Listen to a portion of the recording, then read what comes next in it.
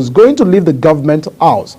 This has already sparked controversies, and the EFCC chairman, of course, met this during his press briefing yesterday. We're taking a look at these shortly after this break with an expert, and of course, we'll be shedding light in the light of these corruptions in the Kogi State and other related matters and matters arising as well. To stay with us.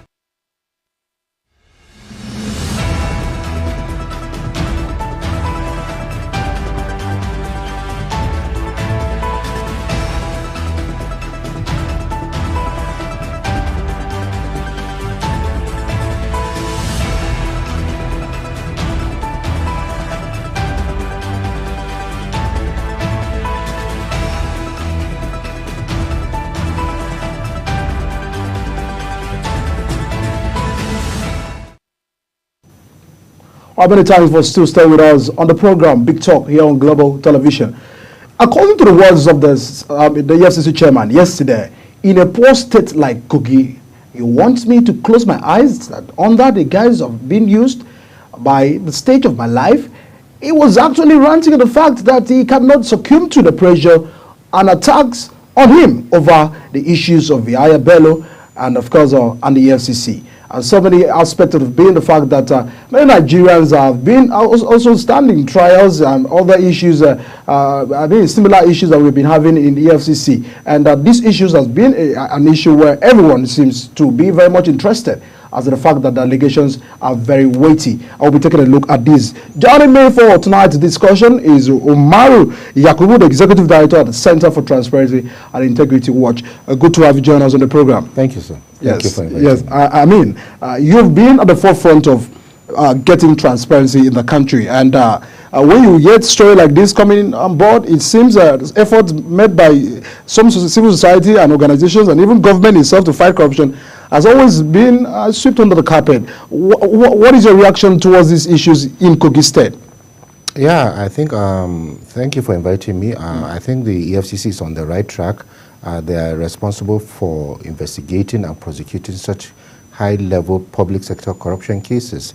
And if you know, right from 1999, there are dozens of similar cases, and most have not been concluded. So they're on the right track.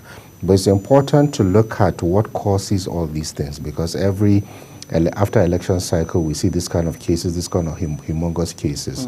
What we have to look at is that the preventive mechanisms that are in place seem to be ineffective in checking this kind of malpractices from happening. I mean, a quite very sad one. And going to the words of the EFCC chairman, a poor state like Kogi. I mean, how do we begin to find governors understanding the fact that these are people, I mean, people's treasury, and they owe the people the right to not to take away a treasury. I mean, for a school fee of over $720,000, as have been stated by the EFCC chairman. How do we begin to see that public officers Because as you said, what leads to this, what prompts this and all of this, how do we begin, what are the mechanisms in place already, and where is the lacuna in all of this?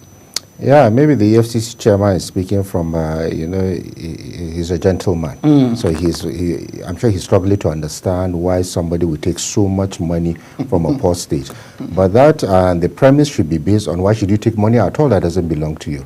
If something doesn't belong to you, it doesn't belong to you. So let's not put the argument, let's say the richer states means they can take more, since the states are richer, and the poor, like Oye and Zamfara, all the cases, it should not. So, yes. But be that as it may, we have preventive mechanisms, we should.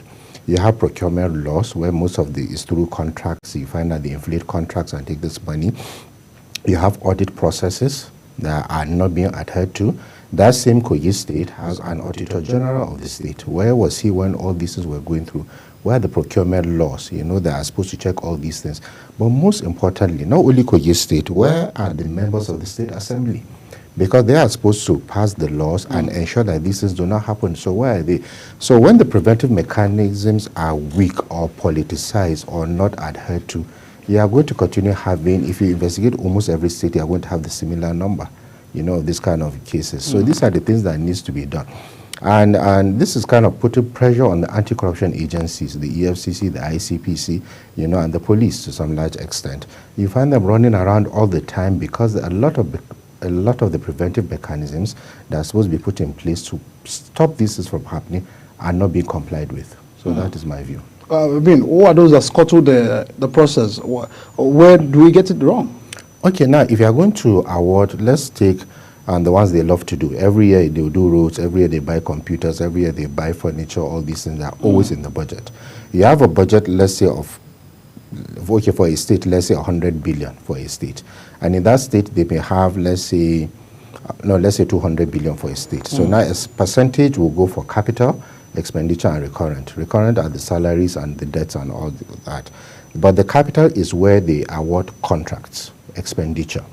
Now, if you are expending, the first point of mechanism is before you even expend, the citizens ought to know. If you have a bottom-top approach of governance, the citizens ought to know why you are building roads, why you are building schools, why you are building hospitals. The governor cannot just sit down and decide how many roads he wants to build, how many. It has to come from the bottom, citizens' engagement. Now, that does not happen, which is why you don't get the feedback from citizens, because they are not even aware. They are not carried along. So the next step, after he has decided to build how many roads or schools that they want to siphon money from, who is supposed to appropriate? The commissioner is there, supposed to do his due diligence to ensure that there is value for money. There is commissioner of finance, commissioner for budget. They don't do that. The auditor general of the state, who has some level of independence, is supposed to check those things to ensure that has not happened. Now, that's the third layer. After that, it goes to the state assembly. And they are responsible they speak for the people. So they are supposed to check those things to ensure that they are correct, and they have the powers. That too is skipped. So once all these layers are weak and they are skipped, you have this backlash. So that's just exactly what's happening. So as you are interrogating the governor, interrogate the state assembly members across all states, the auditor generals of the states, and the commissioners and all other aides around them. They are supposed to advise the governor and ensure these things are being done. And most of the times, when you even check what the EFCC is saying, apart from the siphoning, you may even find out that most of the jobs have not been done. So that's still another problem. So it's a complex case, so I'm just breaking it down that there are other players you need to check, not just the governor. Because this is continue to happen, and they always happen. All right. We'll go on a quick break right now. Once we return, we're taking a look at how can the EFCC, what are the management mechanisms in this case, and how do we get to see the fact that an attempt like this will not just be painted to be political, because there are so many allegations that it seems this is a political move against the former governor of Kogi State. We'll be right back. Stay with us. Can I talk?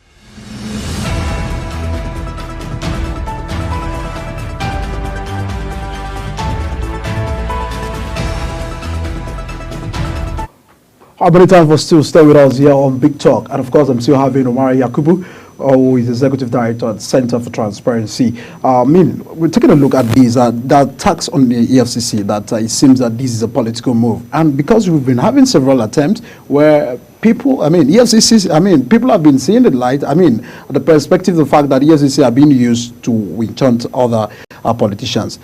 Do you reflect and do you share on that very sentiment as well? Okay, let me draw your mind to this logical fallacy right from 2007 during President Obasanjo when he left power. All right, 2003 when he was in power, and he left in 2007. 6 years. And then the EFCC chairman, then Mr. Nuhu Ribadu, when he arrested about a few governors, maybe about over 10, I can't remember the number. This was the same line of argument they gave. This same fallacies, we're in the wrong political party, we're being witch hunted, we're doing it selective, why not A, why not B? Well, it's a flawed argument if you do that. The argument of the EFCC or the ICP, so any law enforcement agency, is to look at the law and see what empowers them to do what they do. And if you fall within the ambit of that violation, they prosecute you. It's very simple. So whether it's selective or not, are you violating or are they not using their law to do what they are supposed to do? So that's the argument. The same thing happened in 2011 when they were prosecuting some governors. The same at 2015. So we are going to continue hearing this argument. How does the argument fly when the person being prosecuted now is even a member of the present party? So what is the argument? Or is it, when the fallacy is you always look for something to draw your straw on. Yeah. This other case is unique where it seems he's having a good relationship with the sitting governor, and that the governor seems to use that immunity to protect him so far, because at the moment the FCC went to arrest him at his residence, the governor was there. How do we get to still find these issues of immunity between governors and also having cases to sweep under the carpet and all of that?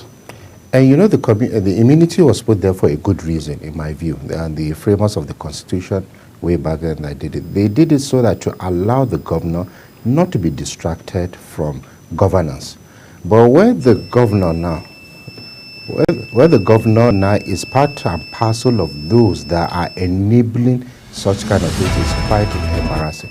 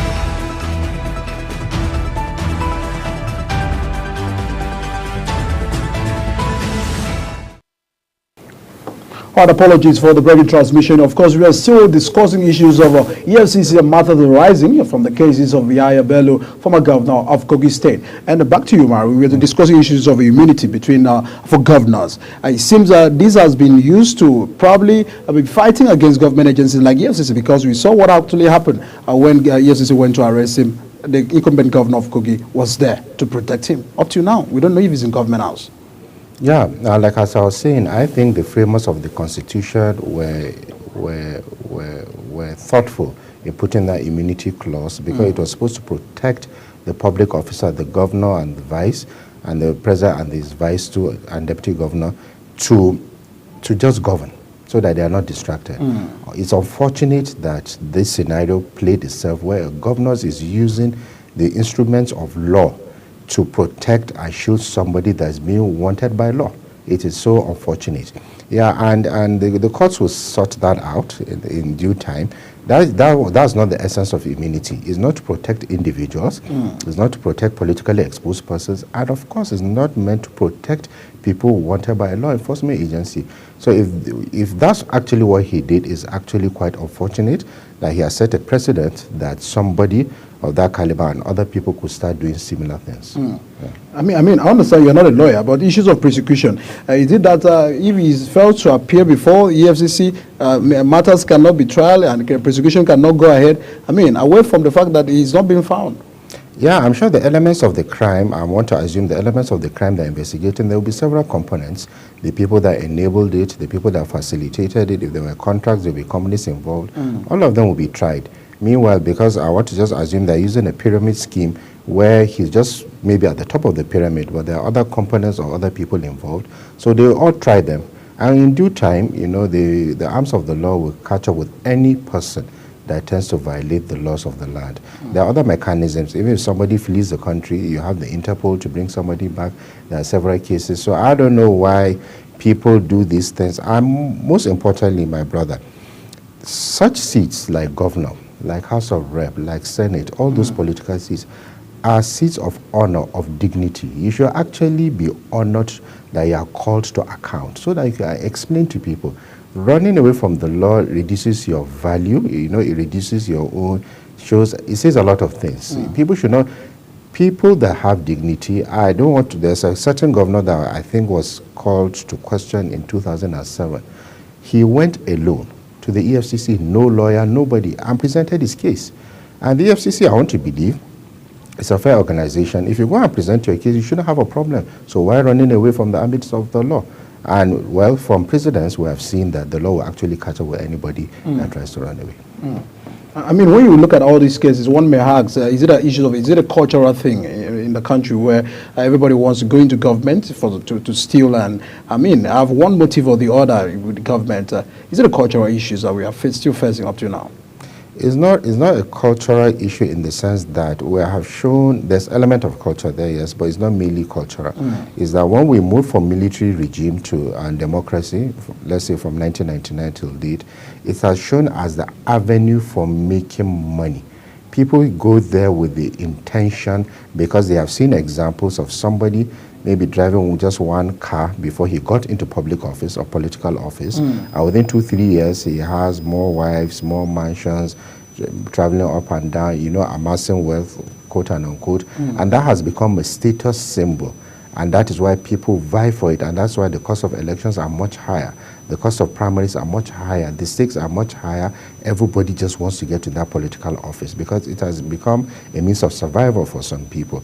So until that is reduced by so many other factors like INEC, until INEC reduces the cost of elections, the cost of seeking for political positions, all this will continue to happen.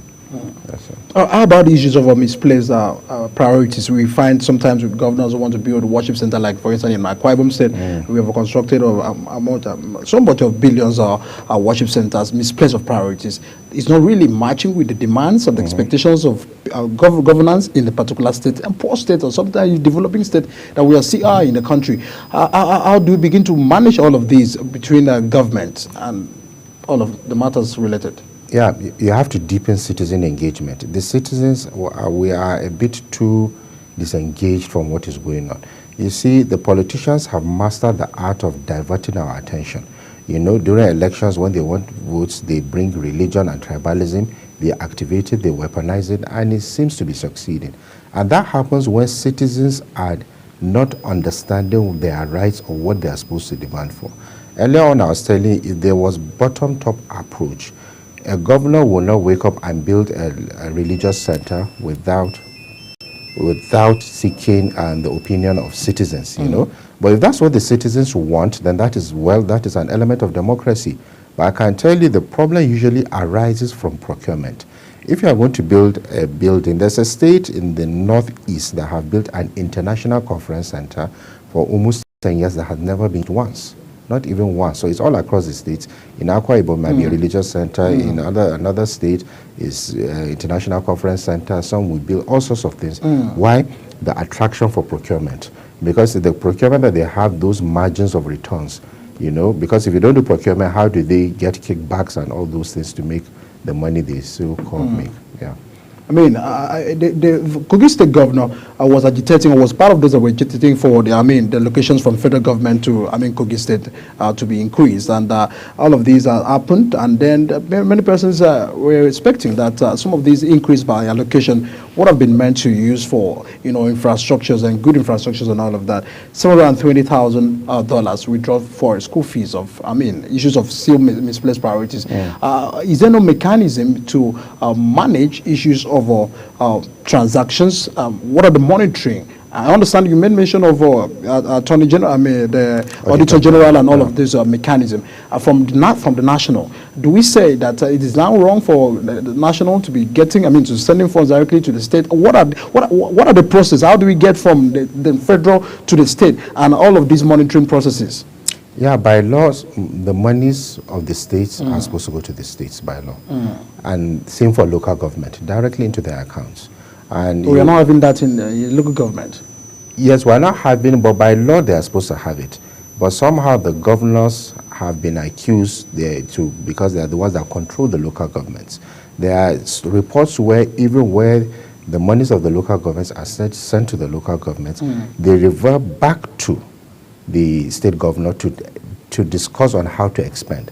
They don't want federal sent to the local government? Yes. There was a time, I think it was the NFIU that did that move. And even today I heard that there was something that was passed today. But there are times where monies are sent, they have their accounts. So when they share, they go to the local governments. But who controls those accounts? But some say they have joint accounts, joint state and local government accounts, because they do joint projects. And why do they do that? Control. The local government should have their own autonomy to do what they want to do. Though in truth, a lot of local governments are weak in terms of implementation of, they are just too weak. The structures are just not there to do this thing. And they've been sharing money for too long to come back to do what they need to do, so these things take time. So what needs to happen is a couple of things. Deep citizens engagement. As citizens engagement, we have to do a lot of advocacy for people not to be waiting for their turn. Because a lot of times you see people that are so-called right, but when they get there, they just change. They were probably former anti-corruption crusaders, good governance advocates. But when they get there, something just happens because the system just sucks them in. There are too many sharks around, so you just get sucked in. So that needs to change. Deep citizens engagement with the flair to do what is right at all times. Secondly, you have to introduce measures to minimize human intervention. It's human discretion that leads to all these things, where you have the power to do A, B, and C. I always like to give the example of having an e-procurement system. If you have an e-procurement system, no, you can't manipulate it. It is what is there, it's there. And what it is there, let it be in the public domain. Now, once it's in the public domain, how can people, siphon all those monies? Now, the example you give for your state now, if I tell you now, where can you go online and check all the contracts that have been done, you can't find it. It's only when the scandals have come out, then you get to know, 20 billion was given for stadium, 10 billion was doing this. It's not open. Yeah, thank you. Very poor, engagement. We'll move away from that fact and also look at issues of ministries. For instance, Minister of Aviation has been also summoned to answer some questions regarding some of these allegations. Is it sometimes? Is it an attack that people feel that a civil servant also have a role to play in some of these corrupt practices in their leaderships? Yeah, but of course, what the data shows, public sector corruption cannot happen without the public servant. They are the enablers. They are the accounting officers. Actually, within the ministry, the minister is not even the chief accounting officer, he's a permanent secretary. He's the chief accounting officer of every ministry. And the auditors, the internal auditors, the accountants, the procurement officers, general service, all those officers report to the permanent secretary. The minister is more of like the political and policy head of the ministry. So in practice, all these things cannot or should not happen without the knowledge of the permanent secretaries. It's not just not possible because they're chief accounting officers, to these things. So of course, largely they're involved. But sometimes, now that I'm speaking for them, what usually happens, the minister comes with the political power, overlords over the permanent secretary, and maybe he's bulldozed to do what even he doesn't want supposed to do. But as a responsible chief accounting officer, you are supposed to report to the right authorities when you are told to do what you are not supposed to do. So that for me, they are all involved. So, I mean, how about issues where we've said we have several cases in the judiciary, and up to now, justice have not been dispensed. We've not probably sometimes at the end of the day, it seems that it was just a dramatic exercise, or some people said a classroom exercise, a brain work where people speak grammars, and at the end of the day, nothing has been heard. Do you feel that courts are also hindering some of these, to enhancing some of these things that we used to stand for?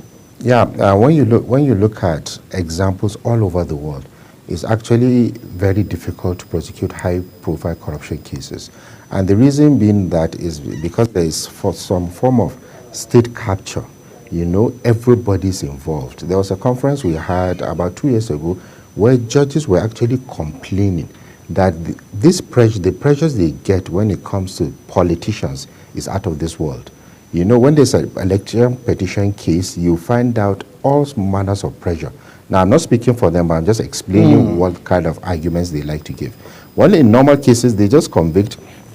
Look at it, let's say the Yahoo boys. Easy conviction, 1,000, 2,000, 3,000.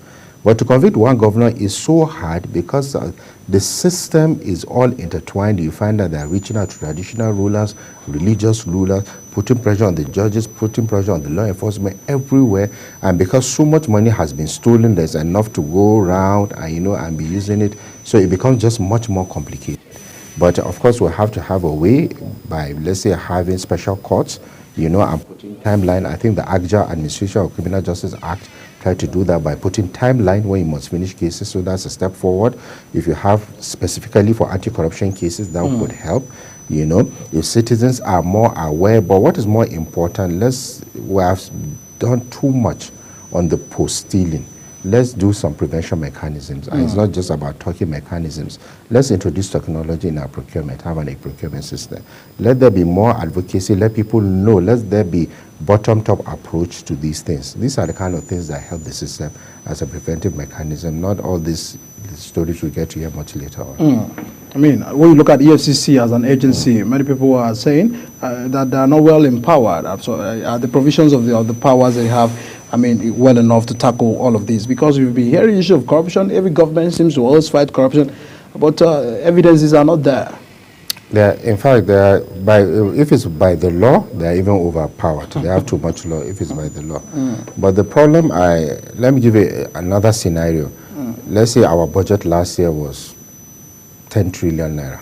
Now, out of that 10 trillion naira, let's say 3 trillion will go to procurement. And I've explained that the weak mechanisms we have. So out of this 3 trillion naira, well, let's assume 50% is pilfered. That's 1.5 trillion naira. How many EFCCs are you going to have to track 1.5 trillion naira? So you can have 100 EFCCs. ICPC has offices, over 20 offices. EFCC maybe about 10 or 12. But you can see the problem, the headlines keep increasing because the preventive mechanisms are just not working. Look at the Code of Conduct Bureau that mandates all public officers to disclose their assets. Nobody has access to that data. You understand? If that was active and working, you will not have this problem. If the Bureau of Public Procurement were working, the EFCC will have less work to do. So for me, and I'm not speaking for them, the EFCC and ICPC are overburdened. And they will continue to be overburdened until all these other agencies decide to do their work. You have chief accounting officers in every ministry. Where was the chief accounting officer when what was happening in the Ministry of Humanitarian was happening? That's one in the public domain. There are several others. Where were the chief accounting officers? So when these things are not working and they're collecting salaries, when they don't work, the EFCC will continue to be running around. That's just the truth. Yes, sir. All right. We've identified some of these cases. The way forward. You made mention of issues of citizens' engagement and all of that. Some person argued issues of welfareism also. Some public servant welfareism is also coming to play because sometimes they get compromised the cost of the dispensing their duty, and some of these are causes and the bottlenecks that we still have in the practice. What are those things that you feel that must begin? Away from the citizens' engagement, that we can get it right, at least an attempt in fighting corruption, because it's not just about the grammar. We want to see how from the basis and also relate to what the center has been doing so far in getting some of these issues dealt with. Okay. First of all, I'd like to dispel that argument that maybe if you increase the civil service salary, the corruption will reduce. If you look at, let's say, the the subsidy fraud we have been having, let's say from 2010 till date, all the investigations, you find out which agencies are involved. It's usually the NNPC, the DPR of then, the NUPRC, you know, the central bank. All these agencies are well paid. Go and check their staff. They are well paid, much more than you know. So, but if you look at, even with those nice salaries, all the corruption, they were the enablers of pilfering of trillions of naira, you know, cumulatively from 2010 till date, a subsidy. And you find out too, even in the post sector, the customs are well paid. As far as I'm concerned, if you check amongst paramilitary organizations, the customs are well paid. But these are people that cannot see, when we're smuggling 400 trucks of petrol per day, 33,000 liter trucks, no custom officer was seeing them. So what's the issue? So that argument sometimes of increasing salaries does not really work. What we need to do now is more prosecution. There has to be deterrent. You know, if you are not jailing people, people are not going to jail, these things will not stop. Yes, improve salaries, improve living conditions, that is absolutely necessary so that you don't push those that don't want to do it. But as long as they are not deterring as well. Now, if I tell you from 2010 till date, and I'm using just one example on the subsidy fraud, I don't think there are up to 2 public servants in jail in over 12 years. Yes, which public servant? The ones they took are the oil marketers. But where are the enablers? Not one that I know of that is in jail today, you know. Even if they are, you find that they are low-level, you know, clerical officers, low-level, but where the bankers are in jail. But they just get the oil marketers and pump them, but the enablers are still in government. So this is part of the problem. I mean, it gets tougher and not realistic when you understand that even the last administration that claims to be fighting corruption seems to be the worst. I mean, MFL is facing trial today. I know you may not want to say anything about that, but what has been your disappointment in some of these issues that you hear from CBN? Because CBN seems to be the highest. I mean, some persons were thinking the respect that you're supposed to have for CBN would have been enough. But we find that, I mean, the CBN governor of this country, you know, with the cases, I mean, allegations and all of these evidences that's coming out, is quite disappointing. Yeah, it's disappointing. I agree with you, but I disagree in the sense that, and this is, I'm not trying to draw attention like what the media is doing, but why is the focus mainly on CBN, if I may ask that question? Yes, they did not do right, or the governor then did not do right. And I believe, and that's what most people think, it was because of his political misadventure that he tried to go there. But we're talking about public sector corruption now. Why is it only the CBN? Where is, okay, let's talk about the ones in the public domain already. Where is the humanitarian investigation? We're supposed to have Air Nigeria. Where is it? We're supposed to have power from 1999 till date. Over $30 billion has gone into the power sector. Where are the power sector players? Do you understand? If you go to the transport sector, you find the same thing. If you go to the agri sector, the same thing. So now is CBN, because that is what is out for whatever political reasons. That is what is out. But if you are solving public sector corruption, the waste. Now you even have agencies where they generate X amount for the country. Do you know there are agencies that take up to 70–80% just for that agency? Much more than some states combined together. Where is the preventive mechanism for all these kind of things? So sometimes we like to be attracted to those things that make headlines. Central bank, central bank, central bank.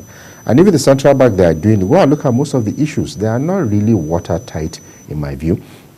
In the sense that you're talking about procurement, you're talking about, there are procurement issues, printing, abuses, and now they're talking about allocation of forex.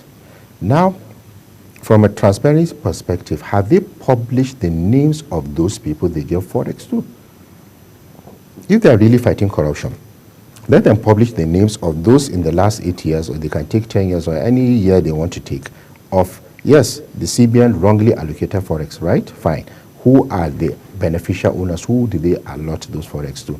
You find that they can't do that because it's the same politicians and those people have been talking about that have been collecting in now.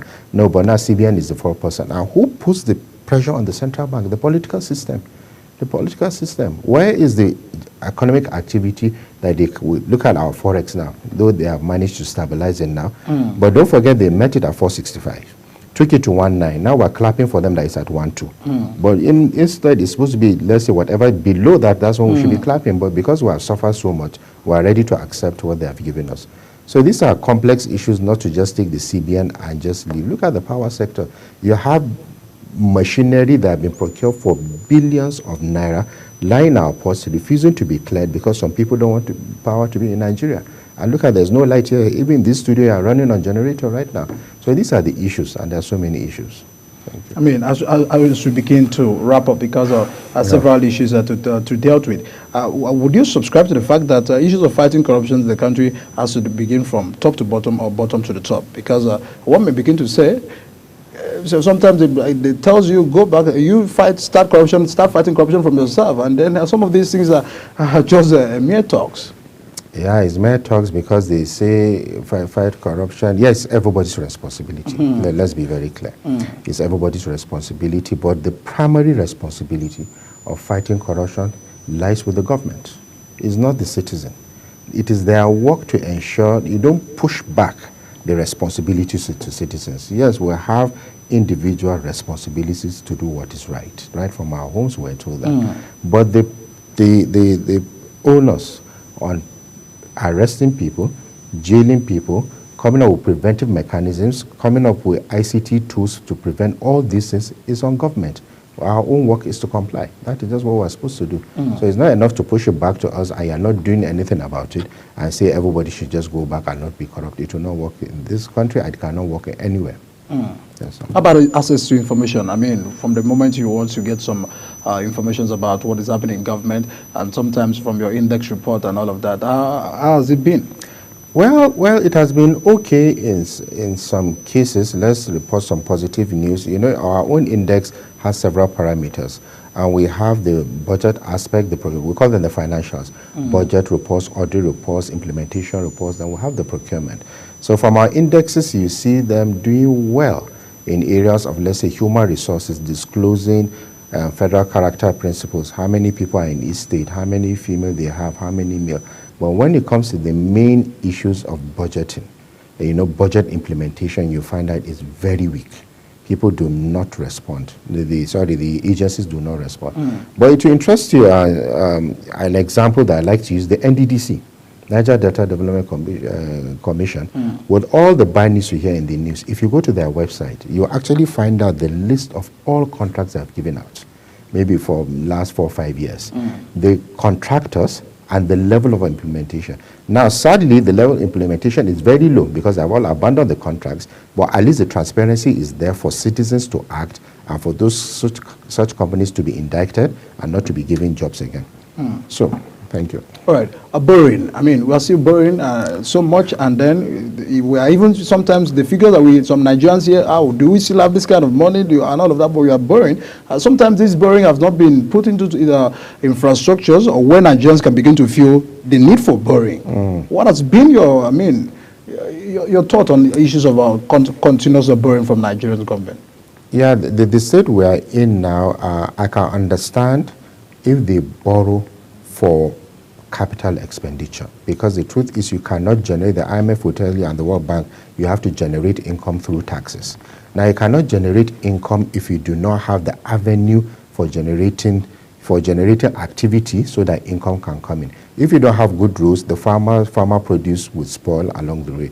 You cannot bring them. If you don't have power, you know, things will spoil. Let's say, for example, the agriculture now. Production cannot be stimulated without all these other components. Now, if you are borrowing to put infrastructure for these things, I think it is okay, because clearly you see it in the plan, in the work plan, how you intend to recoup such investments. But when you are borrowing for consumption, which was what happened mostly during the last regime of 8 years, mostly it was borrowing to pay salaries. In fact, we got to a level of borrowing to pay debt. Then we now got to a level of borrowing to service debt, not even pay again, service debt. So that is why now they kept on borrowing. When they got tired of borrowing, because maybe the donors were tired, the people that were borrowing us the money were tired, they started printing money. And it's one of the reasons we have this 30% headline inflation today. It was the printing of, I think, 27 trillion naira within a short period that was not for production, was for consumption. You have inflation.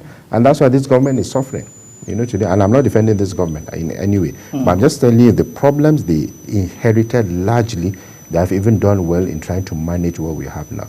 You can't print 27 trillion just for people to consume. And not only consume, a lot of the money, reports have shown that it was public servers that were taking a lot of this money. Guess what they were doing? Converting it to USD, putting pressure on your forex. Now you are not getting forex to buy equipment, machinery, power, or you are using it for importation and changing naira and keeping the dollar in your houses. So how will the economy, suffer? But what I'll blame this government now, as they are trying to manage the economy, they need to fight the corruption aspect of that now. It's simple. They have the data of all those people that collected the forex. What did they use it for? If you collected so much naira, what did you use it for? So all these questions, they have to bring them. But I can see they are doing a lot of implications and arrests, but they need to ramp them up so that the next set of public servants will not do what the last government did.